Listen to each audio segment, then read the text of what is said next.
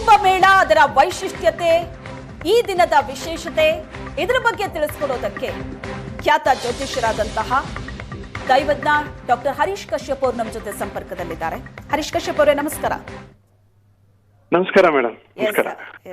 ಈ ಮಹಾಕುಂಭಮೇಳ ಆರಂಭ ಆದಾಗ್ಲಿಂದಲೂ ಅದರ ವಿಶೇಷತೆ ಏನು, ಅದರ ಮಹತ್ವ ಏನು, ಅದ್ರ ಬಗ್ಗೆ ನಾವು ಮಾತಾಡ್ತಾ ಇದ್ದೀವಿ. ಇವತ್ತು ಪ್ರಧಾನಿ ನರೇಂದ್ರ ಮೋದಿ ಪ್ರಯಾಗ್ರಾಜ್ನಲ್ಲಿದ್ದಾರೆ. ಮಾಘ ಮಾಸದ ಅಷ್ಟಮಿ ಇವತ್ತು ಅಂತ. ಸೊ ಈ ದಿನದ ವಿಶೇಷತೆ ಏನಾಗಿರುತ್ತೆ? ಆಚಾರ ಪ್ರಭವೋ ಧರ್ಮ, ಧರ್ಮಸ್ಯ ಪ್ರಭುರಚ್ಯುತಃ ಅಂತಂತ ವ್ಯಾಸರು ಹೇಳ್ತಾರೆ. ಅಂದ್ರೆ ಮನುಷ್ಯನ ಜನ್ಮ ಸಾರ್ಥಕ ಆಗ್ಬೇಕು ಅಂದ್ರೆ ಆಚಾರವಂತನಾಗಬೇಕು.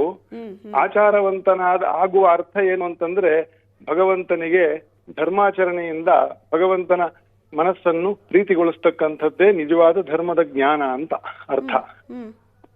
ಈ ನಿಟ್ಟಿನಲ್ಲಿ ಮಹಾ ಪರ್ವವಾಗಿರ್ತಕ್ಕಂಥ ಮಾಘ ಮಾಸ, ಅದರಲ್ಲೂ 12 ವರ್ಷಕ್ಕೆ ಬಂದಿರತಕ್ಕಂಥ 144 ವರ್ಷಕ್ಕೆ ಬಂದಿರತಕ್ಕಂಥ ಮಹಾಕುಂಭ, ಇಂಥ ಸನಾತನ ಪರಂಪರೆಯನ್ನು ಉಳಿಸ್ತಕ್ಕಂಥವನು ರಾಜ. ಹಾಗಾಗಿ ಇದು ನರೇಂದ್ರ ಮೋದಿ ಅವರ ಸಹಜವಾಗಿರ್ತಕ್ಕಂಥ ಗುಣ. ಅವ್ರ ಸ್ವಭಾವದಲ್ಲೇ, ಅವರ ವಂಶದಿಂದಲೇ, ಅವರ ತಾಯಿಯ ತಂದೆಯ ಸಂಸ್ಕಾರದಿಂದಲೇ ಧರ್ಮವಂತರಾಗಿ ಇರ್ತಕ್ಕಂಥ ಹಿನ್ನೆಲೆಯಿಂದ ಇರೋರು. ನಾವು ಎಲ್ಲರೂ ಭಾಗ್ಯವಂತರು. ಅಂತಹ ಒಬ್ಬ ಪ್ರಧಾನಿ ಆಗಿ ಅವರನ್ನು ನಾವು ನಮ್ಮ ಜೀವಕಾಲದಲ್ಲಿ ನೋಡ್ತಾ ಇರೋದೇ ನಮ್ಮ ಸೌಭಾಗ್ಯ ಅಂತ ಭಾವಿಸ್ತೀವಿ ನಾವೆಲ್ಲರೂ ಸನಾತನ ಧರ್ಮಿಗಳು. ಮಾಘ ಮಾಸದ ಅಷ್ಟಮಿಗೆ ಇನ್ನೊಂದು ಇವತ್ತು ಬಹಳ ಬಹಳ ವಿಶೇಷ ಇದೆ. ಈಗಿನ್ನೂ ಒಂದು ಅದ್ರ ಬಗ್ಗೆ ಪೋಸ್ಟ್ ಮಾಡಿದೆ.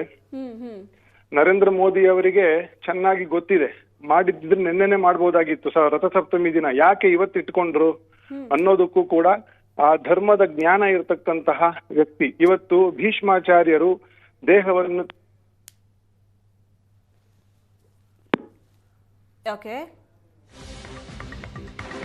ಕಾಲ್ ಕಟ್ ಆಗಿದೆ, ಮತ್ತೆ ಸಂಪರ್ಕ ಮಾಡ್ತೀವಿ.